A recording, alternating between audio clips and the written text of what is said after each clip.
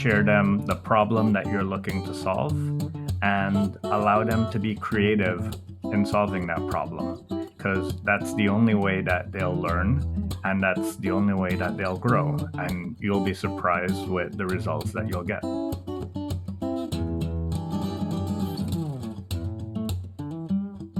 You are listening to the Mindful Business Security Show, brought to you by Focivity, where we answer your questions and simplify information security for small businesses. Get the clarity you need to focus on the things that matter.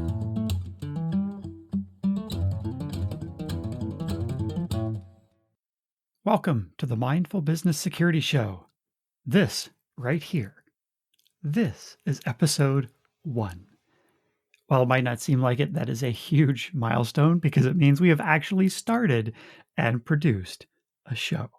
We're glad you're listening today. If you enjoy the show, please take a moment and share it with somebody that might find it useful. We want the show to help others, and we need your help to do that. Also, don't forget to subscribe in your favorite podcast app if you haven't done that already. Today, we're going to talk about hiring and developing cybersecurity talent in small to medium-sized organizations. And then we'll go to the phones to answer some questions. My guest host for the episode is a longtime industry veteran. He's currently a senior manager and cybersecurity consultant at a household name fintech company. Throughout his career, he's been a chief information security officer, a strategist, a professor, and a coach. He's currently celebrating the launch of his newest book called Hack the Cybersecurity Interview, a complete interview preparation guide for jumpstarting your cybersecurity career. When he isn't writing books, he hosts the Breaking Into Cybersecurity podcast and is very active in the cybersecurity community on Twitter and LinkedIn. I've asked him to join the show today because of his passion for coaching and mentoring people, as well as helping small businesses reduce risks and friction to become more resilient by hiring and developing entry-level talent. I'm excited to be joined by our amazing guest host today. Welcome to the show, Christophe Foulon. Welcome, Chris.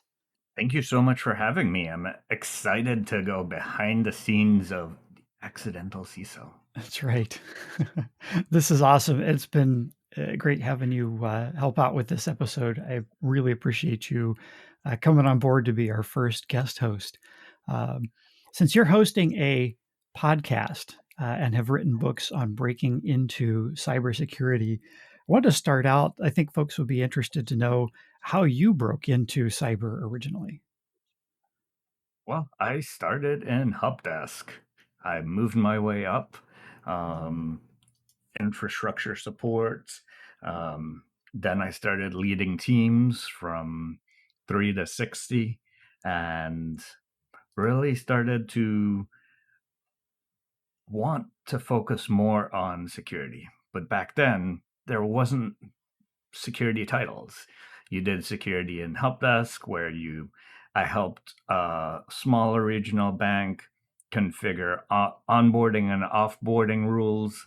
I helped them create role-based access control back in the day with Excel spreadsheets so that they fully understand who had access to what. And throughout the years, always was involved with security, but never had the quote unquote title until more recently. So when I officially had the title, I decided that I wanted to share my journey because others were dealing with the same problem. They wanted to get into cybersecurity. They're already doing security in their role, but they just don't have the official title. So what do they do? And the podcast chronicles over the past 4 years of individuals that have come in through different ways, from doctors to librarians to salespeople, and then military veterans, amongst others, that have found their way in and share tips and tricks along the way. Nice. That seems to be a really common pattern that I'm noticing too with people getting into security and having winding paths and coming into it from different angles, and not always through IT as well. As the field is growing and maturing and developing, and the titles are starting to become more standardized finally now. But yeah, it is interesting to see why and being able to watch this field developing that way. But For example, there's so many different intricate aspects to security. There's security awareness, where you need teachers and marketers to be able to make security be something that they're concerned about personally.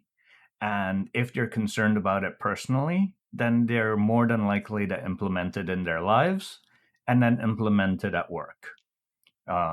If you have that culture change for the individual, you're likely to gain that culture change for the organization. But you also want to ensure that your organization is also going through that transformation. And that counts from the top down. So if your CEO might be running um, OSTs for the past 10 years when the retention is just for the past 5 years, that introduces 5 years worth of potential risk that the CEO is walking around on their machine. And an OST, that's the email archive in their Outlook application on their computer, correct? Yes, it is. That is a lot of data. It is. And I think like those are the things that you see on the help desk front that you might not see in the security front, other than saying, oh, well, we should introduce rules to prevent them from creating it. But that only usually comes up if you're following a specific standard that mentions it, or if there's an audit finding most of the time where an auditor brings it up. Outside of that, most people overlook that function of Outlook altogether. That brings me to the next question. Why is it so important to hire and develop cybersecurity talent? You want to hire and develop security talent so that you can work towards creating a pipeline of people. There is going to be a, even with the best culture, a number of attrition that you'll go through as individuals grow in their career, and they might go to another role. If you're developing this talent in house, you're able to create a pipeline, a path of what individuals need to accomplish when you're moving up the levels from junior to mid to senior. And then you also have an ingrained loyalty to those that have grown up in the path, to helping those behind them achieve the results that they have as they grew in their career. There's been a lot of talk in the news. Even the mainstream media has picked up stories about this cybersecurity skills gap that's out there. As somebody who's been kind of studying this phenomenon and writing books about folks that want to break into cybersecurity, what's your take on this skills gap problem? This is a two-pronged coin, so to speak. On one hand, you have small and medium employers that want employees that hit the ground running, which means you're looking for stakeholders that have a certain set of skills and they've done the same role in another organization. Problem with that is that severely limits your talent pool to what I call the talent pool of today. If you are properly creating your pipeline, you would be looking to develop the talent of today, tomorrow, and the future, and creating a pathway for those to come through. For those smaller and medium sized businesses that might not have the budget or the flexibility to create that pipeline, they often find themselves unable to find the talent because their requirements are significantly more stringent and their budget significantly lower than what they would need to pay an individual that met all those requirements. So there's employers saying, well, we can't find the talent. And then there's talent saying, well, we're not going to work for that little of pay if we have all this experience.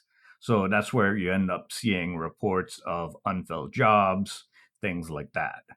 the way to counter that is to realistically set your expectations of what you want. Most of the times, job descriptions are copy pasted or they're mirrored off the individual that just left the role.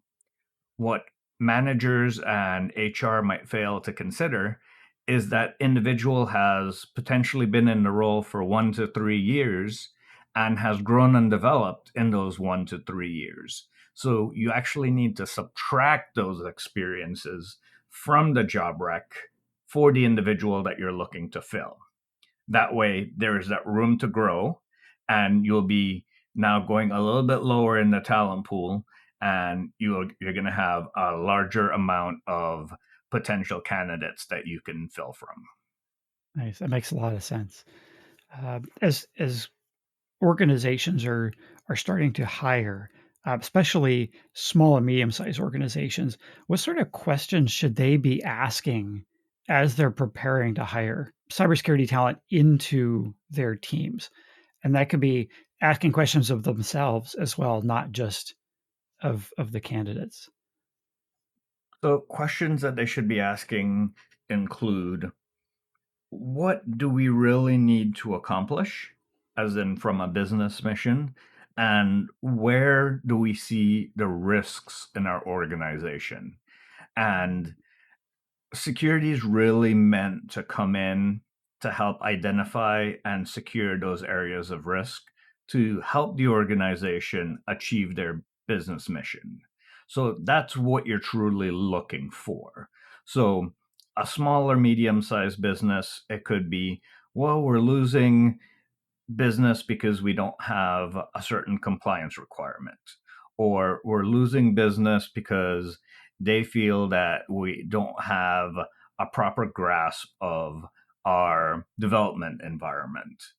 So those are the types of things that you'll hear from your clients, and you'll have to take in as that's a risk that they see that you're going to need to fill to be able to continue moving on and enabling sales.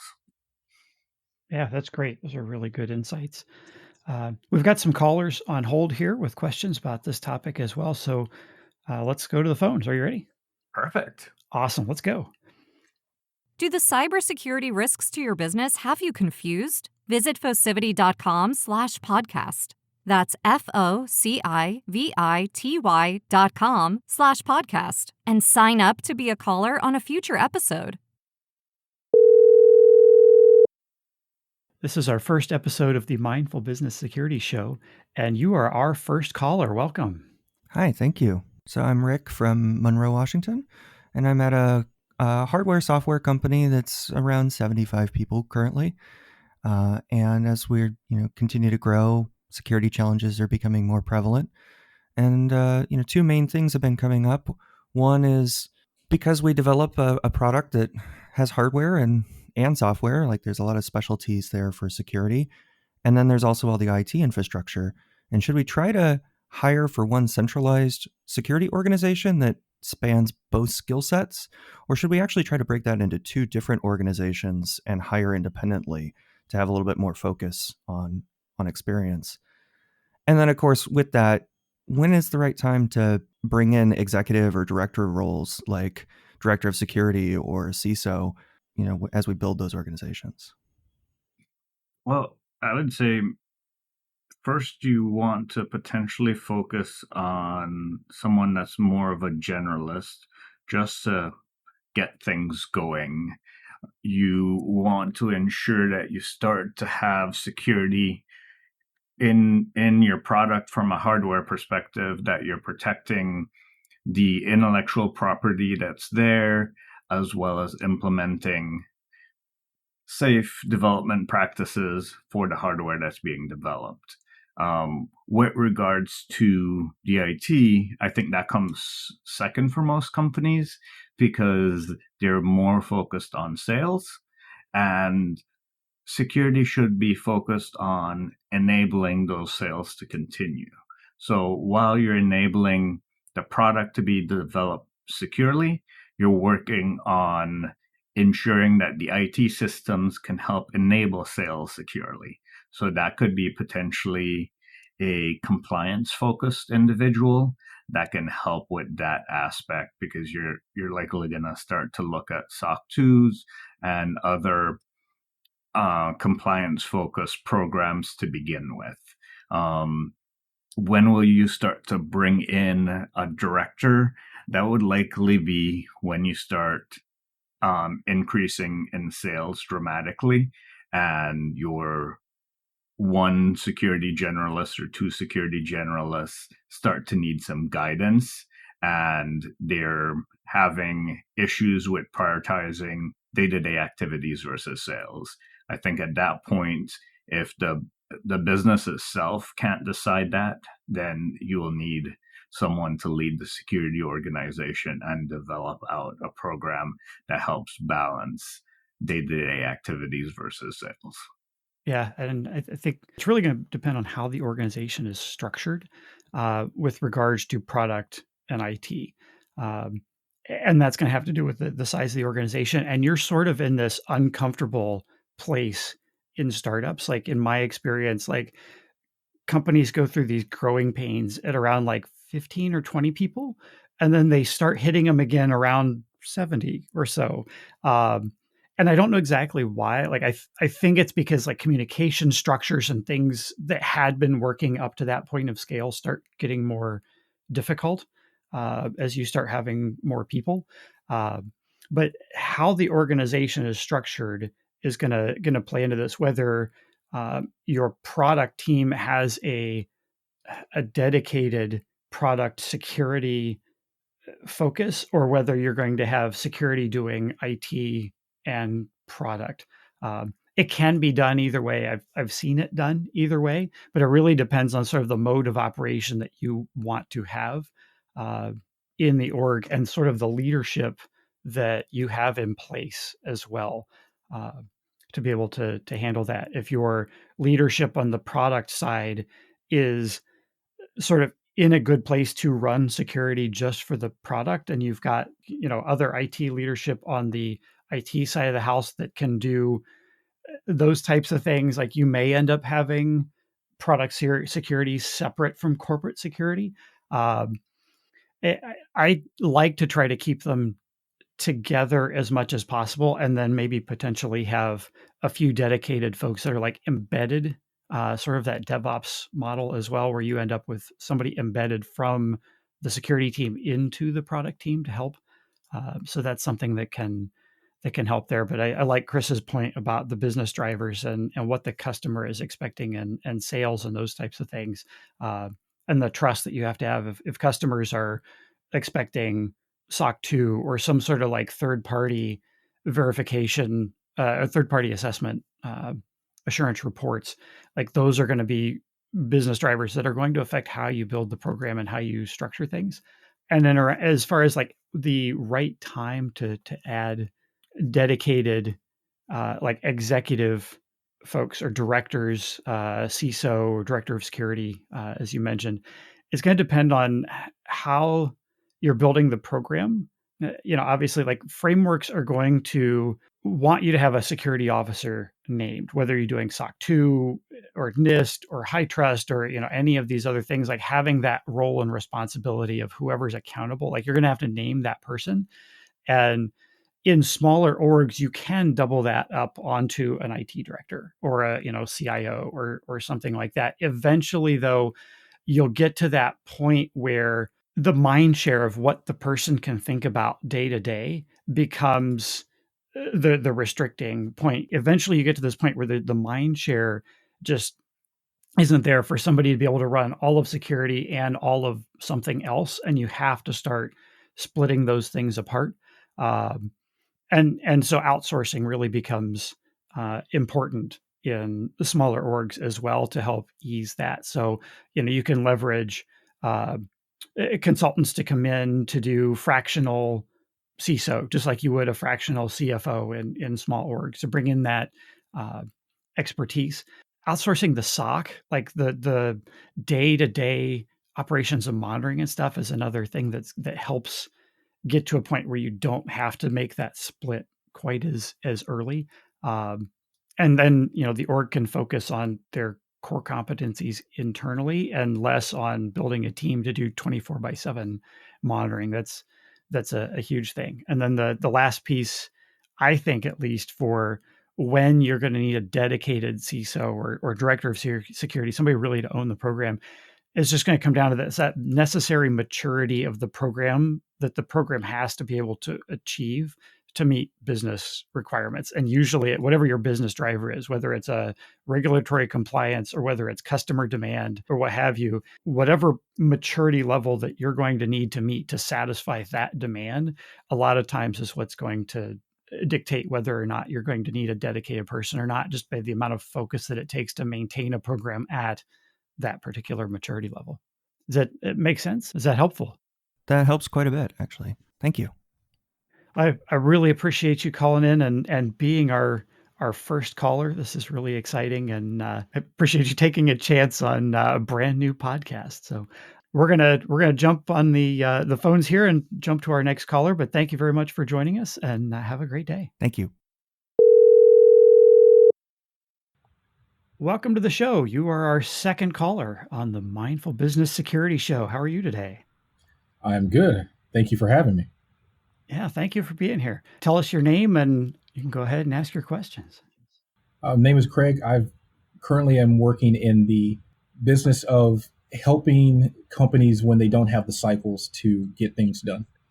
A lot of managed services, so to speak. So I do come across a lot of cybersecurity and just procedures and questions as to how someone would proceed in that department. So today I just really want to know how to guide a new engineer to cybersecurity as to how I can point them in the right direction so they can progress throughout their career. Chris, do you want to take a first stab? I know this is your wheelhouse, so. Absolutely. I wrote a couple books on the subject. Not to shamelessly plug, but one of them is called "How to Develop Your Cybersecurity Career at Any Level," and the second one is called "Hack the Cybersecurity Interview." But what I would recommend is that they operate where they are. Start with looking at the technology and infrastructure which you're operating in, and look at it from the additional lens from security. So what can we do to improve and enable the business while doing so securely in that area, whether that is cloud, infrastructure, identity and access management, you name it. It could even be SaaS. So kind of look at what you're doing on a day-to-day basis and add the security lens to it. Okay. Yeah, those are really, really good points. I think I would add to that, security relies really heavily on other teams and departments and functions in an org to carry out what you're doing and make sure that your controls are functioning, because security is oftentimes an assurance function like quality. So ultimately, they're going to need to understand the business processes and things. So learning to network with the other people in the organization is just as important for security folks as they're approaching a new role, to learn about the tech, learning the network of people inside the organization is just as important as learning the technical infrastructure, and may even be more important. Getting to know who's responsible for what. These are the folks that you're going to have to lean on to be effective in security. So making sure that you're not looking at it solely as a technical pursuit and looking at the organization as a system and how those processes and the people interact as well. It's going to be huge for being effective in a security role for somebody who's new. And what would be some guidelines to keep a new security hire from feeling overwhelmed with all that cybersecurity encompasses? I would say start with understanding where your gaps are on your team, and that allows you to do a gap assessment as to what your team needs. Then you can tune their training based on the gaps that you have in the team, and they can start to fill that. So rather than sending them out to fill everything in security, you're giving them a defined starting point that helps fill out your team and continue their education. Okay, so basically keep them contained until they have mastered one set to move on to the next. Absolutely. Yes. And I think something else to remember too, as folks are new, is that stress comes into play when there's a mismatch between expectations and reality, or even perceived expectations, what they think you expect from them, and what and what you actually expect from them, and reality.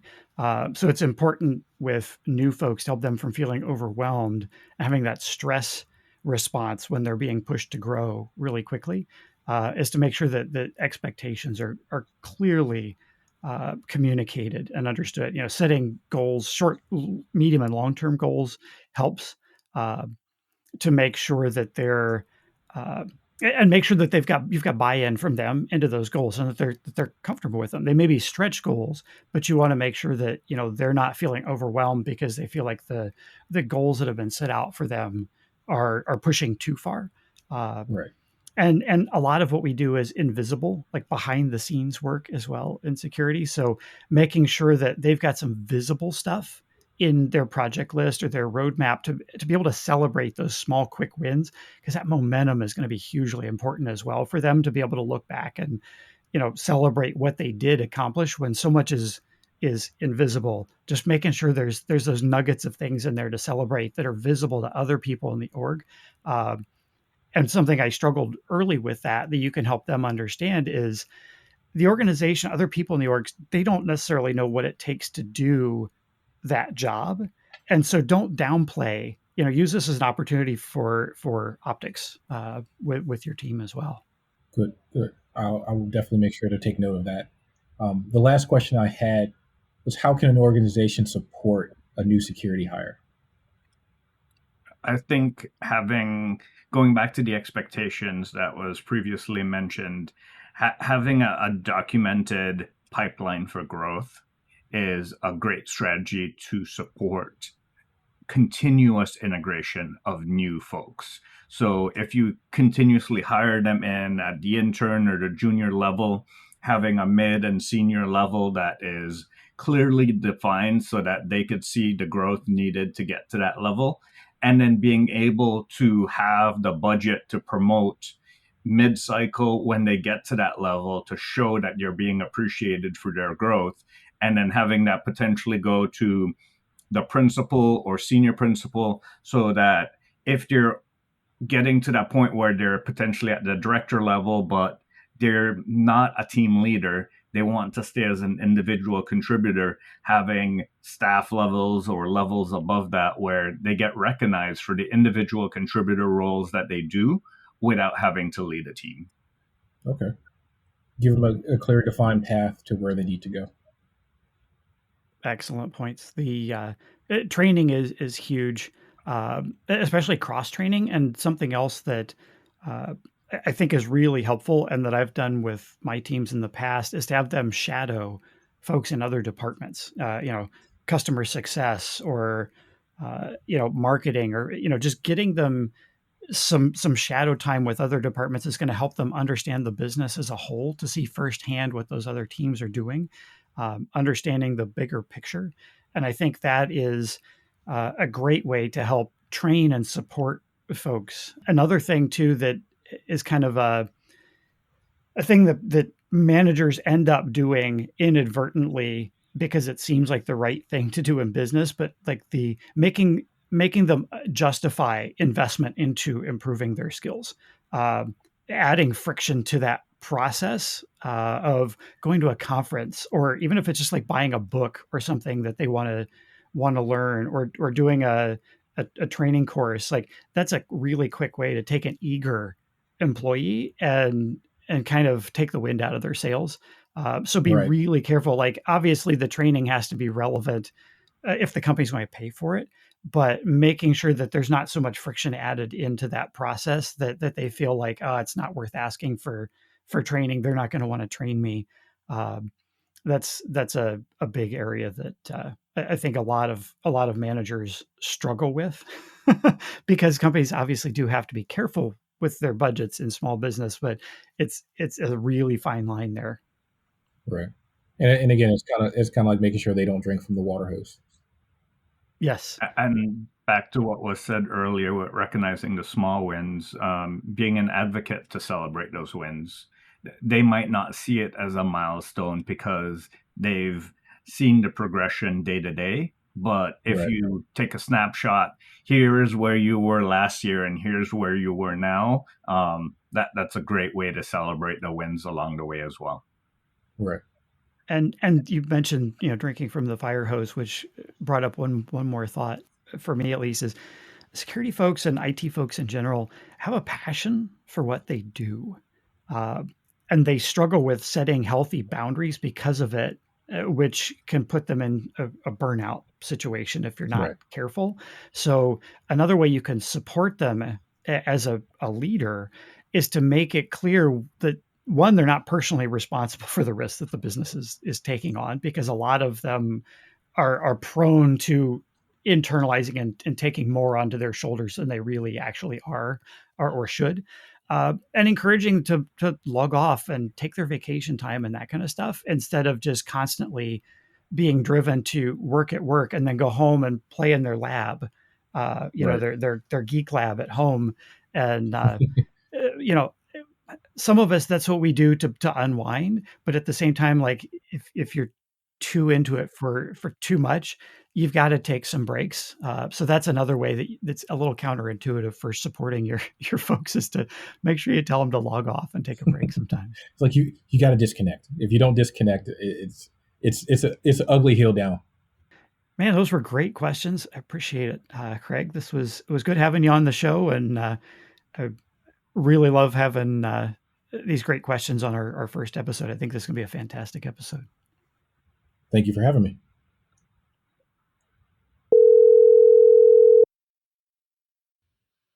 Welcome to the show. You are our third caller ever on the Mindful Business Security Show. Hello, how are you? How can we help you today? What kind of questions do you have for us? Hi, I'm so happy to be here. How are you all doing today? Doing very well here. Sunny in South Florida. Awesome. Not in South Florida. I'm in Northern Virginia, so all I have is humidity and traffic. So, but I love everything that you all are talking about, and the subject is something I'm really passionate about. So I'm coming from the perspective of having been at smaller organizations and wanting to address the common challenges. And my first question, if it's okay that I have multiple, is I was wondering what sort of risks should a smaller or mid-sized organization take when it comes to hiring people that have potential but not necessarily experience. I get frustrated when I hear about this quote unquote talent shortage, and I think a willingness and an ability in and of itself is in fact a talent. So how do you handle that lack of experience within the talented pool of people that want to learn? Yeah, that is a fantastic question. Chris, you've spent a lot of time working with folks that are career changing into cyber and working on skilling up as they're going. What are your thoughts on this? I would start with don't underestimate their potential. Give them guardrails to fail, but guardrails. Provide them with your expectations up front so that they know what they need to meet. Share them the problem that you're looking to solve and allow them to be creative in solving that problem because that's the only way that they'll learn and that's the only way that they'll grow. And you'll be surprised with the results that you'll get. It's an awesome perspective. Good thoughts on that. One of the things that I've come across with small business too is because of all the hats that folks have to wear in smaller orgs, you've got a hard time separating roles and responsibilities, and that loss of efficiency that you have as you're trying to bring somebody up is always sort of that effort you have to front load, but it ends up being really worth it as you go, and ways that you can ease that a little bit. Lack of defined processes and documentation is going to bite you as you're trying to bring people in, because that's really going to impact training, to be able to train people consistently. Um, Knowing what it is that you do already before you're trying to bring in an inexperienced person to do that thing is going to be really, really important. And another mistake I've seen is small businesses that try to bring in somebody more junior without already having an anchor on the team, somebody who is more senior that's willing to guide and coach, that has sort of that domain expertise. So that's another area to making sure that the organization is ready to do this and bring in less experienced people. The pay scales, obviously are going to be less for less experienced people. But if you don't already have somebody to anchor the team, you may not get the benefit that you're looking for there, and you may not also be able to adequately train them up. And then mistakes are reality. So again, back to defined processes, like you got to have your processes and stuff designed as much as you can to prevent mistakes, using automation where you can, and include checks and balances in those processes as well. That's another way you can reduce risk of bringing in folks who may not have all of the experience you're looking for, is to kind of focus on how can you error proof some of the critical processes. I would say also allow them to ask questions and be willing to give up that the way that it was done isn't necessarily the right way.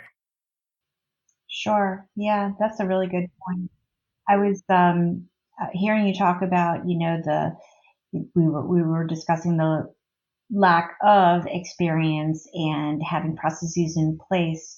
To take that just a step further when it comes to how you can help them building, the skills that they need. Are there special programs that you're familiar with or that you have built yourself? Maybe a boot camp or a training program? What would you recommend putting in place to help people build those skills? I say first you have to start with understanding where you're looking to go with them. So understand where they are and where they need to go, and almost develop a unique training program for them. You'll have a wider set of training for the whole team, but you do want to spend a little more time investing in them to develop something more customized, as well as progress you're looking for them to make. That will allow you to get the additional increases in those areas by that customized program. Some good resources include sites like Cybrary, where they have really focused cybersecurity training. There's others like Udemy and Coursera that also include labs and things like that. But it really depends on where the new hire really needs additional training. Yeah, those are fantastic resources, and pretty reasonably priced as well from a subscription standpoint for the business to have those types of things available in the org. That cross training and team shadowing. We had another caller earlier on the show that was asking some similar stuff, and I was talking a little bit about cross training and team shadowing. That's another really good thing that you can do by embedding. Uh, Team members into cross-functional projects and product teams, like having them shadow other people in other orgs helps them understand how the organization works and the types of things that those folks do, and then prepares them to work better cross-functionally, because folks on the security side have to rely on folks in other functional departments who are the actual process owners and executors to do things correctly and safely. So it's always good to include in the training the a little more visibility across the whole org.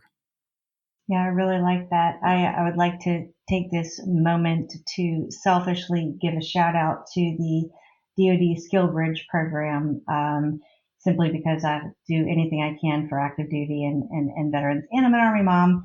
And it's exactly what you were just referring to in the shadowing, the fellowship programs that are no cost to the participants, is an opportunity for those active duty service members during the terminal leave process can come in and shadow you, like exactly what you were referring to. So thank you for that answer. That was wonderful. I guess my final question, if it's okay for me to ask one more, is, and this is an interesting question. How do you recommend responding within reason to an individual who has asked for less money than you have budgeted, or that you know you can afford for the position? I would say if you have already approved bands within your organization, I would offer them within the band that they have the experience to be within. Or if you don't have approved bands, but you do have approved budget for that, you can include a performance based after say 90 days that will ensure you hedge your bet, so to speak, that if you're able to perform at the level that they say they will, that they'd be eligible to come up to that full budgeted amount. Yeah, and I think publishing ranges in job descriptions goes a long way to help with that. A lot of orgs really still shy away from that, but it helps calibrate. The candidates can know whether they're even just wasting their time if the range is going to be way too low for an org. Like it helps in a lot of ways to get that information out there. But if it's not published and they come in and say their expectation is significantly below where you budgeted, uh, just because they don't know what they're worth today doesn't mean that they're not going to realize that they're underpaid tomorrow. And so by going with that and making them an offer that's below market isn't really going to help you. That kind of opportunistic underbidding or whatever. It's going to result in turnover eventually, and that's way more expensive than paying somebody a fair salary to begin with. So I've had folks before that come in with numbers that are below, and we've surprised them with offers when we offer them market when they ask for like $15,000 below range. And that, I mean, you win a lot of goodwill in that with the person because they really feel like, oh, this person actually cares about me. Like I didn't realize that this is what I should be making, and they could have just given me what I asked for, and I'd have felt okay with it at the time. And they made sure that I am being paid fairly based on market. I mean, that's huge to win loyal employees that are, going to stick around and be invested in what they're doing. I agree. That's an excellent point. And more states are making it a federal law that or state law that you have to post it. So, starting with Colorado. So, outstanding. Thank you so much. Well, I don't have any other questions for you all, but I do appreciate you helping me out today. Thank you very much, and have a great day, and we'll talk to you soon. Hey there, welcome to the Mindful Business Security Show. You were the fourth caller ever on the podcast. Welcome. We're glad to have you here. Tell us who are we talking to today? Speaking to Mike from South Africa. Hey, Mike, man, South Africa. That is fantastic. What are you looking to understand better? How can we help you with hiring and developing talent in your small organization? Well, basically, my first question would be how do you justify in a small organization where you're lucky if you can get a full-time body to actually get a specialized skill like an InfoSec specialist? I would look at this not as a cost center, but as a business enabler. And one of the ways that you can do this is you can show the business how security helps the business run smoother, run safer, and mitigates risk. So, for example, you don't want to be the Uber in the news, where if you don't have security, it costs you. That's one way, but you don't want to run with FUD either, fear, doubt, and uncertainty. So you want to show how working with security, you can help do everything smoother from the beginning. I would say the direct answer to your question, generally, no, it's not possible to justify a single full-time person to fill a security role in a small org until the org reaches a certain level of scale and maturity to the security program. Um, at smaller scales, I feel like security is something that may be better to be strategically outsourced to managed service providers, managed security providers, those types of things. So like your security operations monitoring. This is the computer equivalent of the folks, the security guards watching the wall of monitors. That's something that can work well to be outsourced because staffing 24/7 with people with the skills to do monitoring response can be very expensive, whereas it can be outsourced significantly cheaper than that. And your IT managed service provider, if you have a good one, should be able to provide you, uh, good guidance on security stack and those types of things. And so, using this model of outsourcing carefully on the small end, you can build really effective security programs with somebody as like an IT director, kind of leading security with that responsibility doubled up on them and have them lean on these third party service providers for implementation. And then, strategy really becomes the key in there for balancing the organization's security needs and responsibilities with other business needs and responsibilities. And once then the program reaches a point that it has to have a dedicated person, like you'll realize that because that person, the IT director, whoever is running that, like it'll start to become clear that they don't have the mind share to do both all the time at that point, and that's going to be sort of your canary in the coal mine at that point. Does that make sense? Was that helpful? No, very much so, and that's pretty much where we sit as a business at the moment, where we were forced to outsource it because it's just not a function we can. I mean, I barely can justify a full-time body at our scale. Yeah. How large is the organization? We're about 125 maximum users at any given stage in terms of IT. So you're sort of in that uncomfortable spot with growth. Yes, very At much that so. point, yes. I think as you continue to grow, looking to bring it back in, or at least to get your first security body in, is going to become very helpful because as you grow, you're going to grow into limitations of your MSSP, where they might not be able to integrate into your programs, where they might not be able to customize to your alerting or give you the feedback that you're looking for. No, thank you. It's very valuable insight.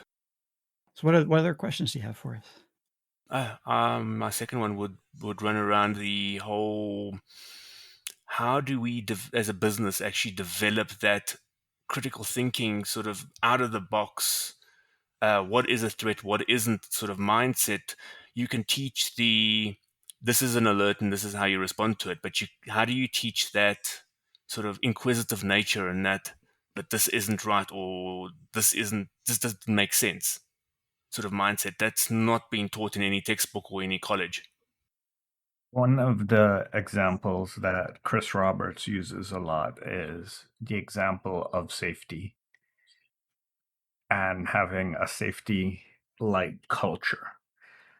No one would walk around seeing a ladder and someone at the top of the ladder tiptoeing up and not probably warn them that it's unsafe to do that. So we should also have the same sort of ability to give feedback when we see our colleagues doing unsafe practices. And having that open culture from the top down is one of those requirements. Having safety from product idea all the way to deployment is going to be critical. So, doing things like threat modeling, or even just thinking, what's the worst that could happen if we didn't have a firewall, or what's the worst that could happen if there wasn't a safety control on this crane? Like, thinking through those scenarios and just asking those simple questions about everything, not just IT. in the time I've spent in software development shops, especially, like this is something that you absolutely have to teach. And if you build a culture that supports people poking holes in what I call the happy path thinking, uh, because there's a lot of folks that don't have the hacker mindset innately, that they tend to think that the way that it's expected to work is the way it's going to go, whether it's a process or a computer program or what have you. Uh, and just simply having a culture where people are encouraged to to break away from that happy path thinking and discuss openly what could go wrong, and have it not looked at as poo-pooing the ideas that are being pulled out. Um, because I like that's it's that culture of people that always want to look at the sunny side, and that want to shut down the folks who want to start like challenging underlying assumptions. And that's really what it comes down to, is you're challenging the underlying assumptions for how they drew the conclusion of the way the thing is going to work. Uh, and so by having that built into your culture and your process, where you actually invite people here, here's the plan, what can go wrong, and just have people brainstorm what can go wrong. And it's not something for people to take personally, because it's been invited out, and you can early on sort of set the stage for that discussion, and coach and guide. And this is not to attack any ideas. This is just looking at where there may be issues. And once you do that for a while, I think people start having fun with being able to poke holes in things and find this. And you may find people that really, really enjoy, putting on their hacker cap, and, how can this be used in a way that's not anticipated or not intended, and break things. So that's a big thing to help. And one other thing that a lot of orgs do that works pretty well too is like lunch and learns and lightning talks, um, where you have folks share stuff, and have folks share topics on this specifically, about finding weaknesses, and just how maybe they went through, or little case studies of how some other org went through the process of thinking through what can go wrong. I think my final question would revolve around how, once we've fostered all this wonderful talent in our small business, how do you keep that talent actually engaged in the business, and not swooning off to the next big thing because we can't offer the salaries and we cannot offer the stimulation? Well, attrition will happen, so plan for that. And what you should be doing is working to create a pipeline of other folks that are looking to come in. So, even as a small business, you could be working with your local schools to create that junior talent to come in before your senior talent leaves. The other thing is offer them that buy-in to the mission and that leadership to what they're doing.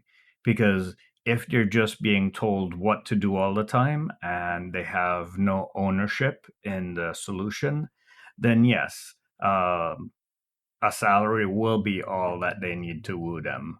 But if they love what you're doing and they believe in the mission and they have that ownership at work, they're like, well, no, you could pay me a lot more, but I won't have control over this product. Like, this is my baby, and even paying me more won't take me away from that.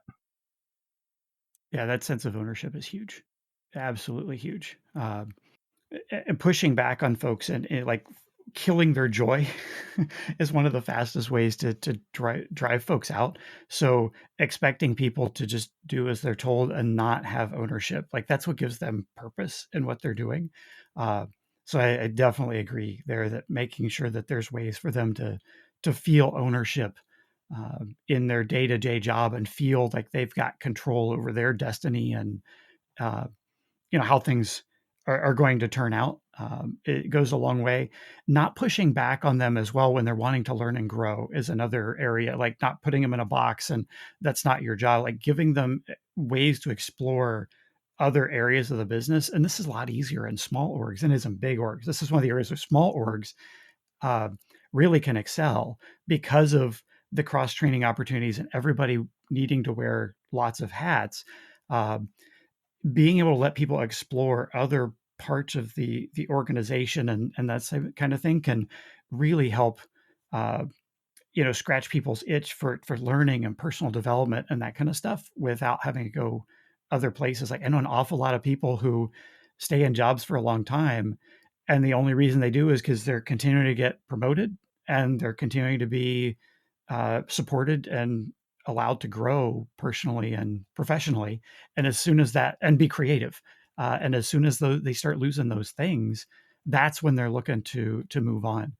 So, and I think that one of the last things too, and we talked about this before, is pushing back on folks when they want to go to conferences or other things. Like the organization needs to take an interest in their development, and understanding how a conference or some training opportunity is related to the job.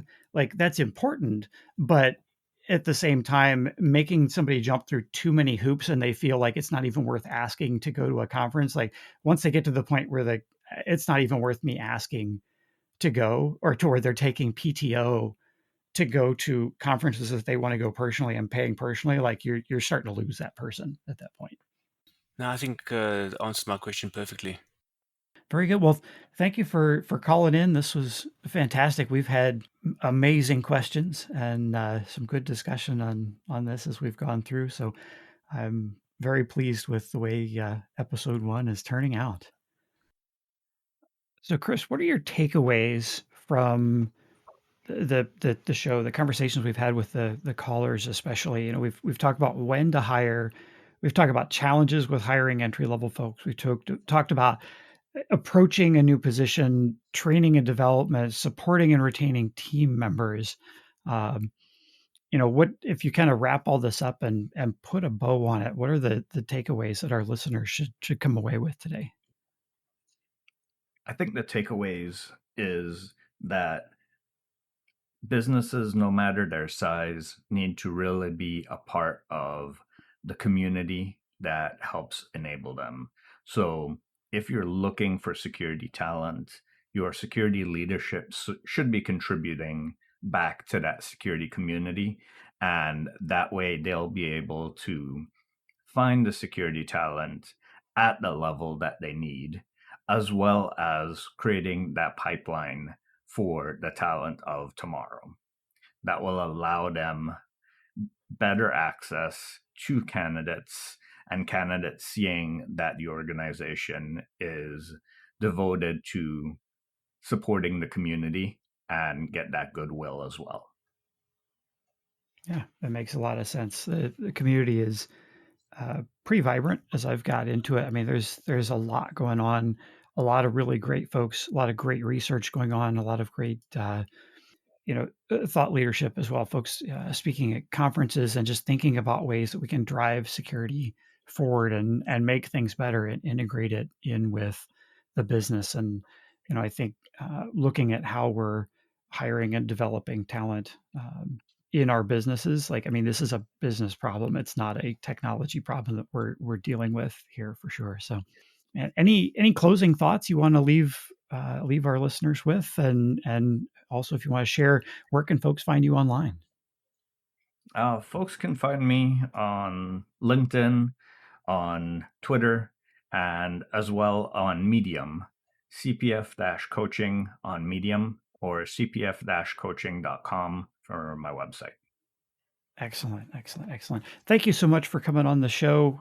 This first episode of the Mindful Business Security Show, Chris. This has been a lot of fun. Really, really appreciate your help to get this off the ground and get it going. Appreciate you having me on. It's an honor. Also, a huge thank you to our callers. We wouldn't have a show without you asking the questions. And last but not least, thank you to you. Yes, you, listening to the show right now. It means a lot to us. Be sure to click the subscribe button, and more importantly, be sure to share the show with others, because that'll really help us out. I'm Accidental CISO. Until next time, stay mindful. Don't miss our next episode. Be sure to subscribe in your favorite podcast app and follow us on social media. Visit Focivity.com/podcast. That's FOCIVITY.com/podcast for show information and links to our social media pages. This has been the Mindful Business Security Show, brought to you by Focivity.